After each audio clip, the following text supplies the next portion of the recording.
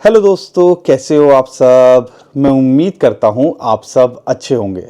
दोस्तों, ये जो हफ्ता था बहुत उधेड़-बुन भरा रहा और कहीं ना कहीं शायद ही कोई होगा इंसान जिसके मन के अंदर ये ख्याल ना आया हो कि भैया अब तो क्रिप्टो करेंसी मार्केट गई और बिटकॉइन $80,000 से नीचे आ गया था। ये बात अलग है कि मैन्युपुलेटर्स इन सारी चीज़ों का फ़ायदा उठाते हैं और यहाँ पे दोबारे से बिटकॉइन $85,000 के आसपास चल रहा है।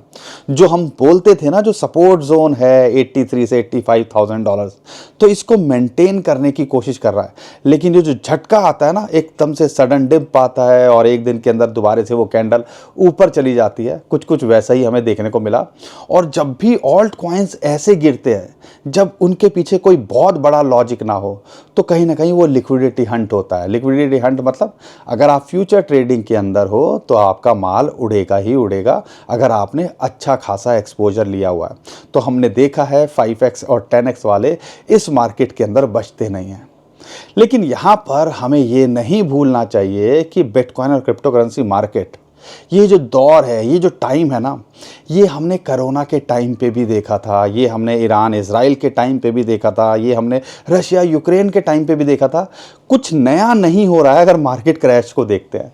लेकिन यहाँ पे अगर हम ओवरऑल चीज़ों को समझते हैं तो ऐसा लगता है यार डोनाल्ड ट्रंप ये सब चीज़ें कर रहे हैं, ग्लोबल अनसर्टेनिटी हो रही है, मार्केट क्रैश कर रही है।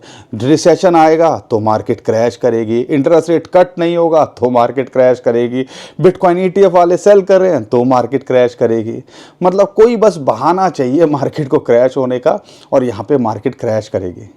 लेकिन आप ये क्यों भूल रहे हो, जब डोनाल्ड ट्रंप आप जब प्रेसिडेंट के लिए सिलेक्ट हुए थे, वो रिजल्ट आया था, उसके बाद मार्केट ने एक अच्छा खासा माहौल भी बनाया था। कई कॉइन्स दुगने तिगने भी हुए थे और वहाँ पे लोगों ने पैसा भी बनाया था।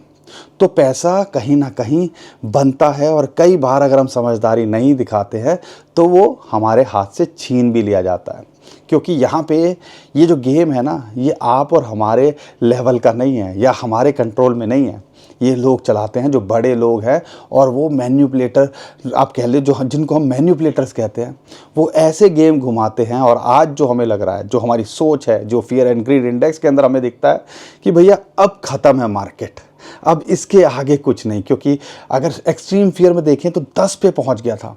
पिछले 10 साल के अंदर अगर फियर एंड ग्रीड इंडेक्स का डाटा देखते हैं तो इस 10 लेवल पे गिन के 2-3 बार ही आया है। और ये हमने अभी रीसेंट फेज़ के अंदर देखा जब सबको लग रहा था कि ख़त्म है मार्केट। तो इस बारे में बात करूंगा, मार्केट के अंदर क्या चल रहा है। और अच्छी बात क्या है, फरवरी की क्लोजिंग तो बुरी हुई, लेकिन मार्च की शुरुआत, अभी तो वीकेंड है, तो इसकी वजह से हम कह नहीं सकते किस तरह से मार्केट करवट लेगी मार्च के अंदर।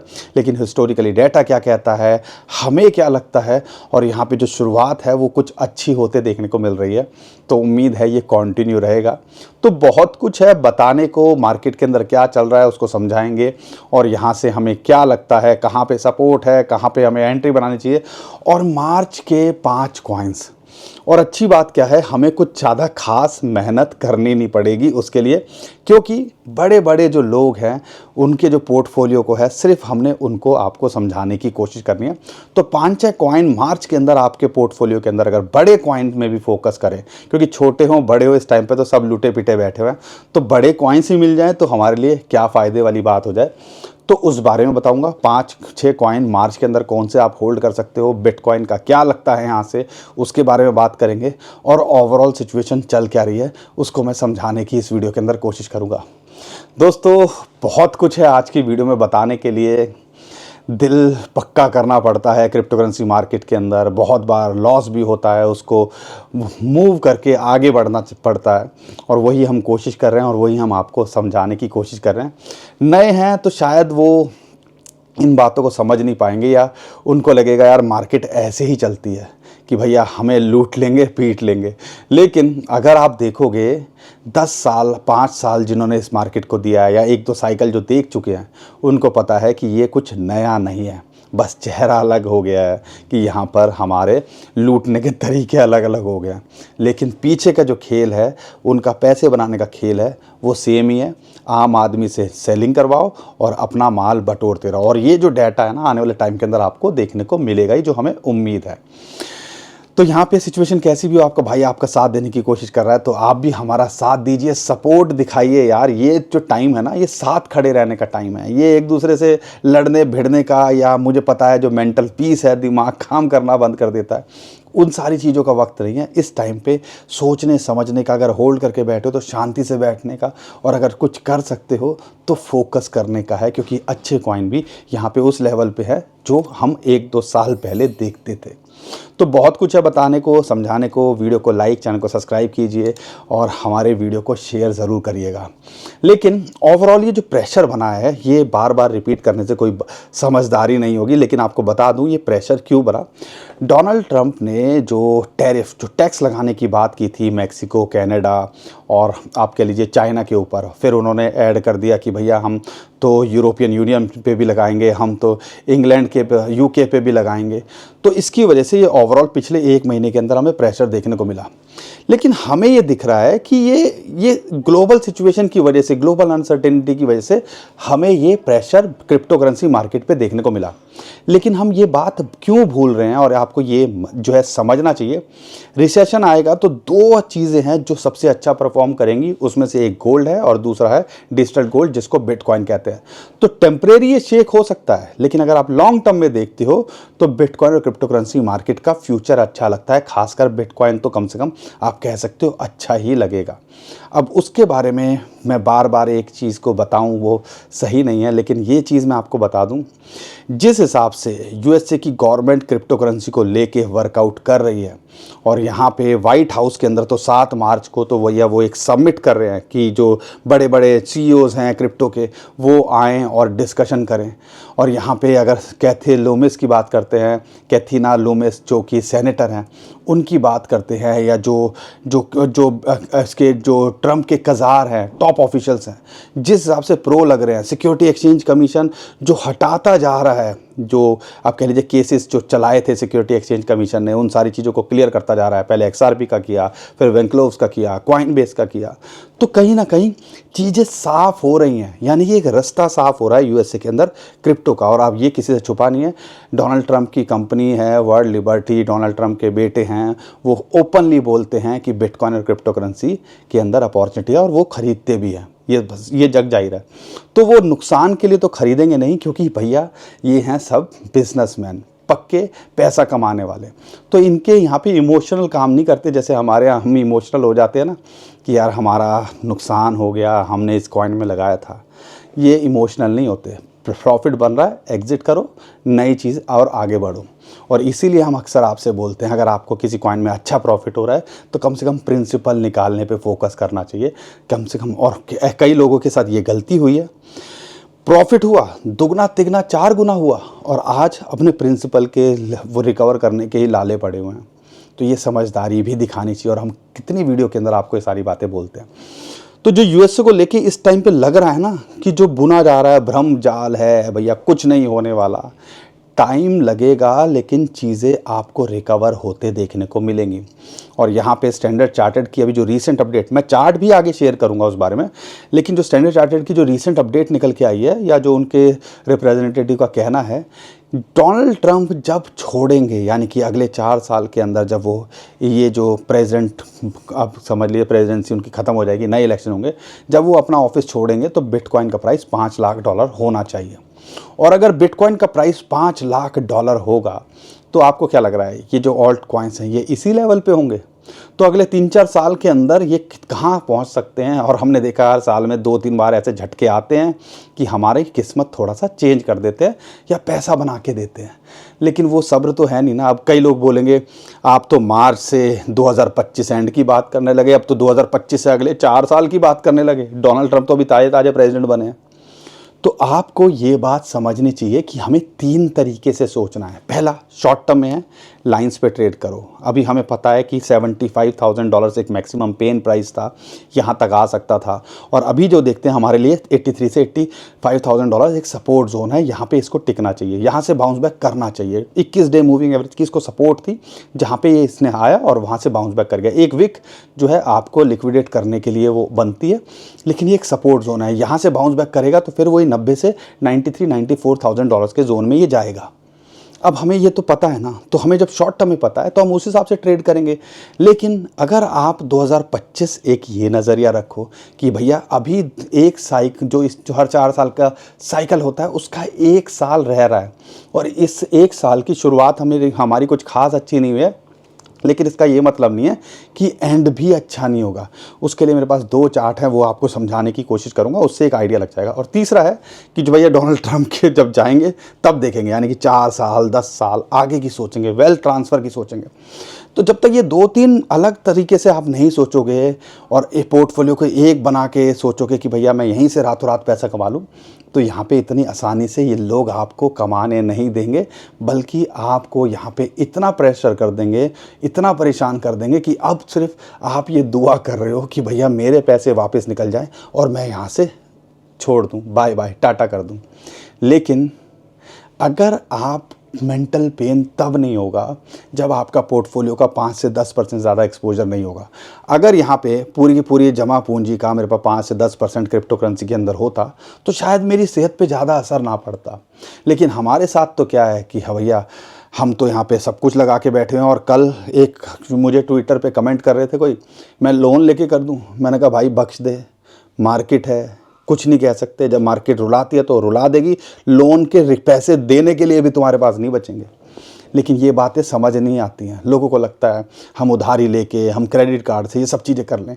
ये सबसे बड़ी बेवकूफ़ी होती है। और यही चीज़ हम पिछले 10 साल में लगातार आपको बोल रहे हैं, पिछले 10 साल से, कि ये चीज़ें नहीं कर रही हैं। उतना इन्वेस्ट करो, रातों की नींद ना ख़राब हो। 10% अगर बढ़ेगा तो शायद किस्मत चेंज कर दे। लेकिन अगर ये आप 100% लगाओगे और यहाँ पे 50% पोर्टफोलियो हो गया तो भैया हालत ख़राब होगी और आप और अपनी फैमिली को भी परेशान करोगे। ये छोटी छोटी बातें हैं, ये बेसिक्स हैं, लेकिन समझने के बाद में भी हम नहीं समझ पाते। वो उसका एक रीज़न है, क्योंकि हमारा जो क्रिप्टो करेंसी के अंदर हमें जो चकाचौंध दिखाई जाती है और जो हमारा लालच बढ़ता है, एक कॉइन मेरा 40-50-100% एक दिन में बढ़ गया तो लगता है कि भैया सब कुछ हो सकता है यहाँ पर। और फिर जब वो लूटने पे आते हैं या मार्केट डंप पे आती है तो फिर हमारी हालत हो जाती है ख़राब। ये बातें हैं जो समझनी चाहिए, ये बातें हैं जो ऑब्ज़र्व करनी चाहिए। हमें सिर्फ ये दिखता है कि भैया एक बंदे ने $100 से $50,000, $1,00,000 बना लिए। लेकिन ये किसी ने को अब ये स्टोरीज़ कौन बताएगा आपको कि कईयों के लाखों डॉलर जीरो भी हो गए, कई ऐसे कॉइन्स भी आए। तो ये समझदारी है जो हमें दिखानी है। ज्ञान की बातें मैं बार बार इसलिए करता हूँ क्योंकि कई बार झिझोड़ना पड़ता है, समझाना पड़ता है, और कई लोग इससे समझते भी हैं, कई लोग दिल के पक्के भी हो जाते हैं, लेकिन कई लोग परेशान रहते हैं। और परेशान वही लोग हैं जो फ्यूचर में ट्रेडिंग करते हैं, माल लूटने के चांसेस रहते हैं, जो अपना सब कुछ लगा के बैठे हुए हैं। लेकिन जो 2-3 तरीके मैंने बताए, अगर उस हिसाब से काम करोगे तो शायद आप शांति से, सुकून से रहोगे। अब ये एक चीज़ है। लेकिन जो चार्ट कहते हैं, चार्ट क्या कहते हैं उसको समझिएगा। पहला है, अगर मैं फियर एंड ग्रीड इंडेक्स की बात करता हूँ, वो 10 पे आ गया था, और मैंने आपको बताया था हिस्ट्री के अंदर 3-4 बार ही ऐसा मौका आया कि ये 10 पे आया, और जब इसके आसपास आया है तो यहाँ से बाउंस बैक होता देखने को मिला है, और इस टाइम पे 25-26 पे आया। तो यहाँ पे मार्केट रिकवर होते देखने को मिल रही है, मार्केट बढ़ते हुए देखने को मिल रही है। तो एक अच्छी बात ये है कि यहाँ पे अब हमें ये रिकवरी होते देखने को मिल रही है। तो फियर एंड ग्रीड इंडेक्स एक बहुत अच्छा इंडिकेटर होता है कि जब मार्केट के अंदर हर कोई सोच रहा था, डर का माहौल था, और बिटकॉइन $80,000 के नीचे आने के बाद तो डर लगना ही था। ऑल्ट कॉइन्स टूटते दिख रहे थे, जो अभी क्रैश हुआ था 3 फरवरी को लगभग उसी लेवल पे आ गए थे, उससे नीचे कॉइन्स चले गए थे। तो यहाँ पे इस टाइम पे होपलेस सब हो ही गए थे। अब यहाँ रिकवरी देखने को मिल रही है तो एक अच्छी एडवांटेज है, तो इसका फ़ायदा उठाना चाहिए, क्योंकि ये सिग्नल जब भी आया है उसके बाद हमने एक बड़ा मूव या एक रिकवरी में आते देखने को मिला है बिटकॉइन और क्रिप्टो करेंसी को। दूसरा, सीजी ने एक चार्ट शेयर किया, एक इंसान ने जिन्होंने चार्ट शेयर किया था कि भैया इस टाइम पे हो रहा है कि भैया अब डीरेल हो रहा है बिटकॉइन का प्राइस। जो अगर पीछे के साइकिल देखते हैं, 2016-17 का देखते हैं, 20-21 का देखते हैं, तो उससे डीरेल हो रहा है, यानी कि प्राइस अब नीचे जा रहा है। तो सीजी जो कि बाइनेंस के फाउंडर हैं, उन्होंने उसी को थोड़ा मॉडिफाई करके, और वो चार्ट मुझे बड़ा इंटरेस्टिंग लगा कि हमने ऐसे डिप देखे हैं, बिटकॉइन ऐसे क्रैश करता है और उसके बाद वो रिकवर करता है। अब आप डिसाइड कीजिए कि कौन सा चार्ट सही है। आपको ऊपर वाला चार्ट समझ में आ रहा है, या जो नीचे जो ये पॉइंट्स हैं कि ऐसे डीप जो है, जैसे कोरोना के टाइम पे एक क्रैश देखने को मिला था, जैसे 2016-17 में भी ऐसा एक डिप आया था और फिर मार्केट रिकवर करके नया ऑल टाइम हाई बना गई थी।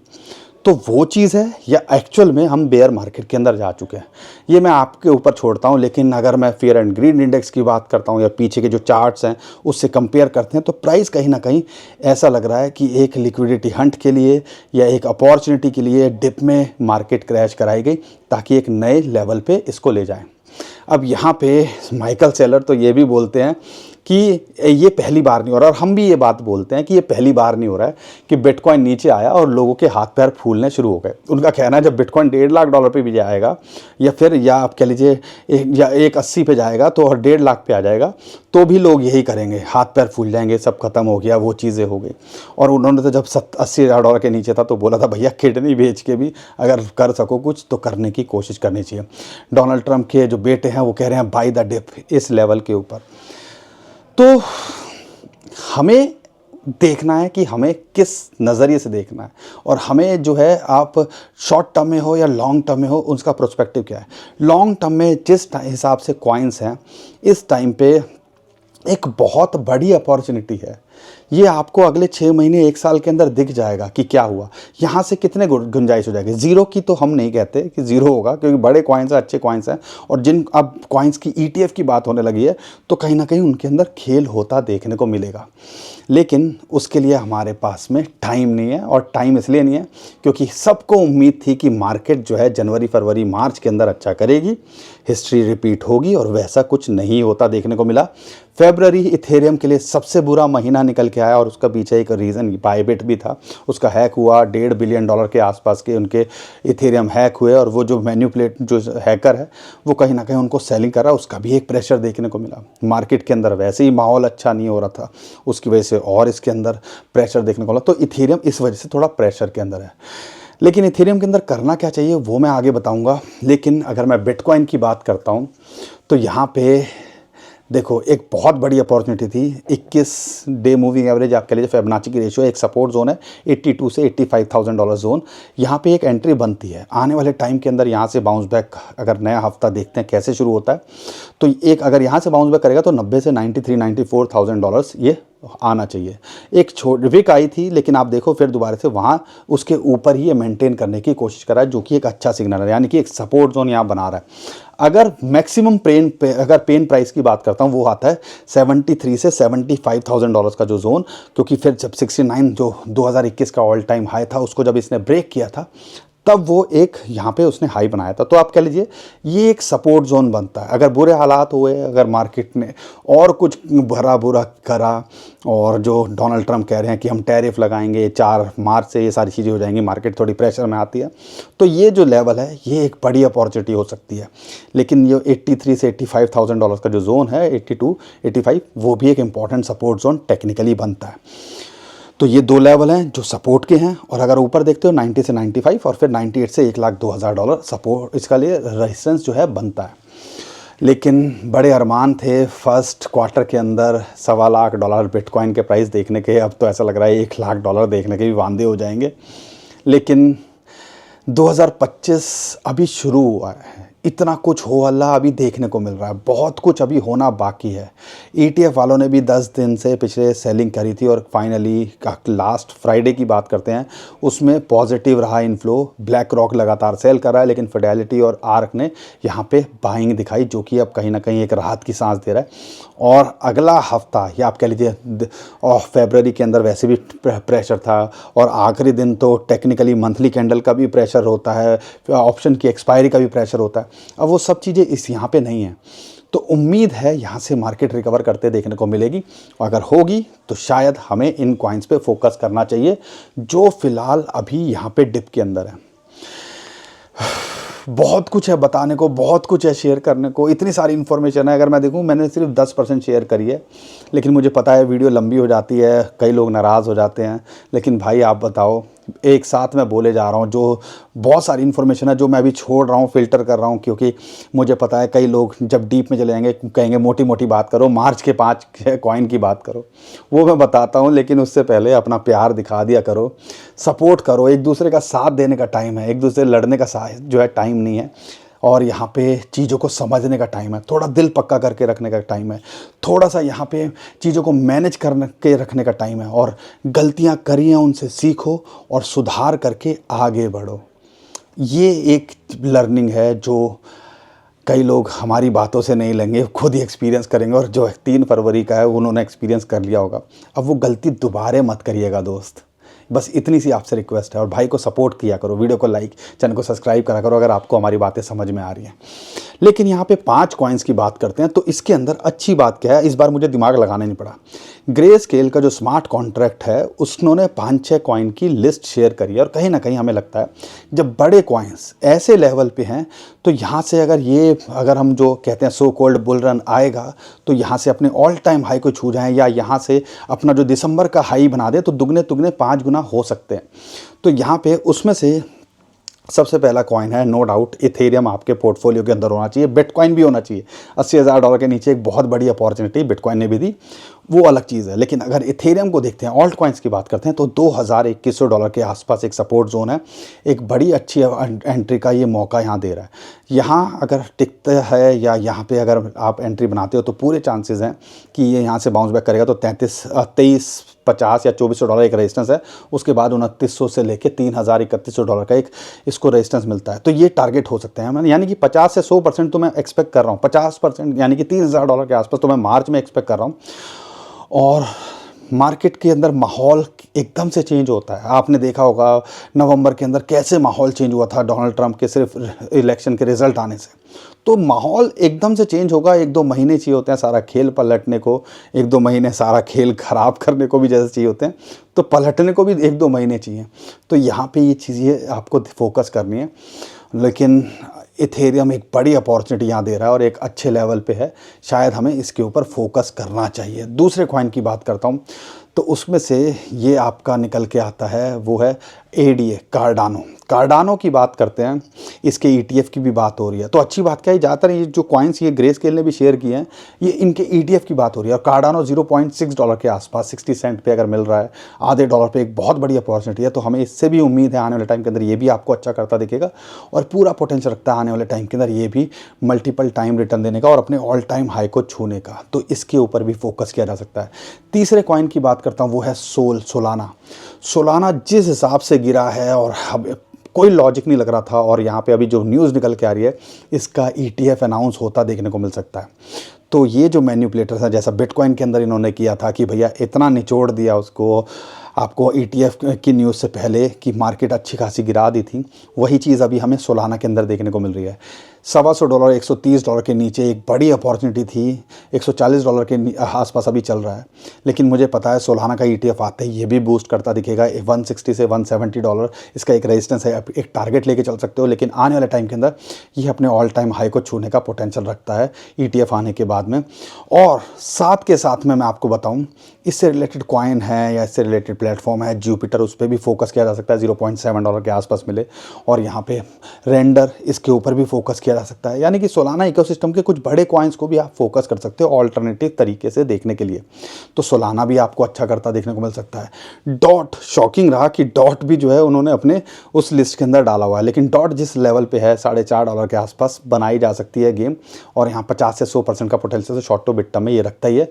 लॉन्ग टर्म में अपना ऑल टाइम हाई का तो हम कह नहीं सकते, लेकिन हमें लगता है ये $20 से $25 का पोटेंशियल तो फिलहाल लगता है कि अगर मार्केट में माहौल हुआ तो ये उस लेवल तक भी जाता देखने को मिल सकता है।